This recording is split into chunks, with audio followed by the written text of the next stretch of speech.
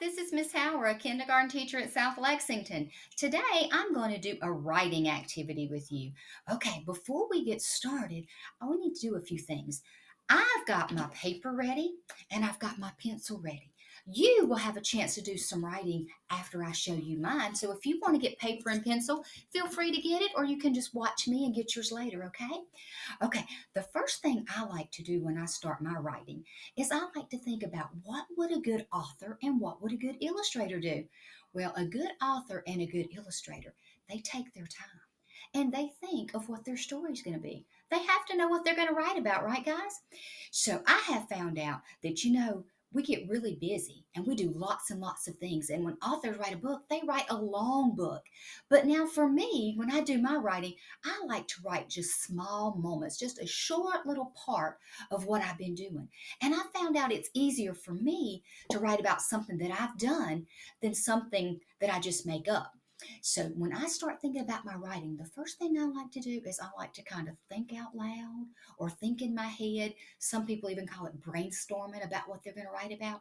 And I start thinking, ooh, what would be something good to write about? Sometimes my brain goes a little fast and crazy and it thinks of stuff like, let's write about going to the moon because that sounds like it would be fun. And I get all excited. And then I think, oh, I don't know much about the moon. I can't do that.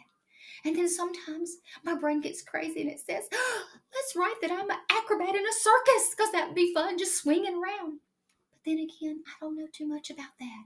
So I have to stop and I have to think, what is something that I really have done? And guys, we've been out of school for several weeks now. We've had a lot of time at home. So I want to think about something that I've been doing while we've been out of school. Oh, let's think. Oh, I cleaned my house. Ugh, not too interesting. Okay, maybe that's not my best choice. Oh, let's see.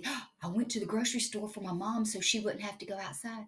Oh, yeah, that's not too interesting. Oh, that's even kind of scary. No, let's skip that one. Let's think about something that's fun, something I like to do and enjoy. I got it. One of the things that I really like to do is I like to play with my dogs. I have two dogs. I have Nutmeg and I have Lacey. And I like to play with them. Lacey likes to play fetch, except she won't bring the stick and the ball back. So sometimes that's not so fun for me. It's just fun for her. Now, Nutmeg, now she's a sweetheart. Now, she is my walking partner, and she will always go walking with me everywhere I go, almost every single day. So I think that my topic might be that I go for a walk with Nutmeg. Okay, so now I've thought about my topic. I've kind of said it out loud. I've thought about it. I know what the setting is. When I go for a walk with Nutmeg, I'm outside. She's on the leash, and we get ready to go. So now I'm going to get my writing paper. So I've got it right here. And you might notice up here at the very top, it says it wants my name. So I'm going to write my name. Mrs. Oh, I don't have a spaceman or a space creature as I call it in my class. So I'm going to use my finger to hold my space. And then I can write my last name. There, I got it. Miss Howard. I bumped those lines. Now, this is the writing paper that Miss Howard uses in her classroom. Your teacher might use something different. This part up here is where I like to do my illustration. And then I've got my lines down here for my words. Now, I think my illustration is super, super important because you know what? Good authors take their time and they write a sentence, and sometimes they come back and they write another sentence, and sometimes they even write another sentence. And so they have to have a really good illustration to know what they're going to be writing about. Because you know what? You don't want to write super fast just to say I'm finished. You want to have a really good story. So we've already said that Miss Howard was going to write about going for a walk with her dog Nutmeg. So I'm going to start up here. And I like to put my clouds up here in the top so it kind of shows me where the sky is. And I like to use a lot of shapes when I'm doing my writing. Okay, so I know this is Miss Howard's house. I could draw me a square. There's me a rectangle door. I'm going to draw some square windows. I'm going to draw a triangle for my roof. Then I'm going to give it another chimney with a little bitty triangle. Okay, this little line right here is going to be my driveway because I'm walking down my driveway to go for a walk with Nutmeg. And at the end of my driveway, there's a tree. You might notice I'm trying to give some details here.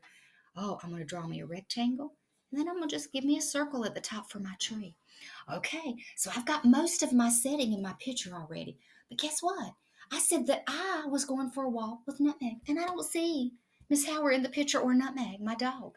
Okay, so I'm going to draw Miss Howard. Here's a circle for my head. I'm going to give me two eyes, a nose, and a mouth. Ooh, there's my neck. Okay, I'm going to give me a body. Well, I'm going to use a triangle for that. Give me some legs. We'll put some feet. Okay, here's my arms. They're both going the same direction because I am trying to go for a walk with Nutmeg. Let's put a little bit of hair on my head. And now I'm going to draw Nutmeg. Oh, I'm going to draw Nutmeg with an oval for her body. She's got four legs. I'm going to draw a circle for her face. I'm going to give her an eye. There's her mouth. Ooh, she has a big floppy ear. Let me give her a floppy ear. And let me give her a tail. She's got a tail at the back. Now, you know, when I take Nutmeg for a walk, I always put her on the leash because I want her to be safe. So I'm going to draw the leash going right there to Nutmeg, and that's in my hands because we want to keep her safe. Now, I think I have enough stuff in my illustration to remind me if I don't finish my sentence when I come back to it, what it's going to be. And I'm going to start working on my sentence. And guys, if the timer goes off, because this is a timed video, don't worry about it. I'm going to finish it in just another minute and I'll come back to it, okay?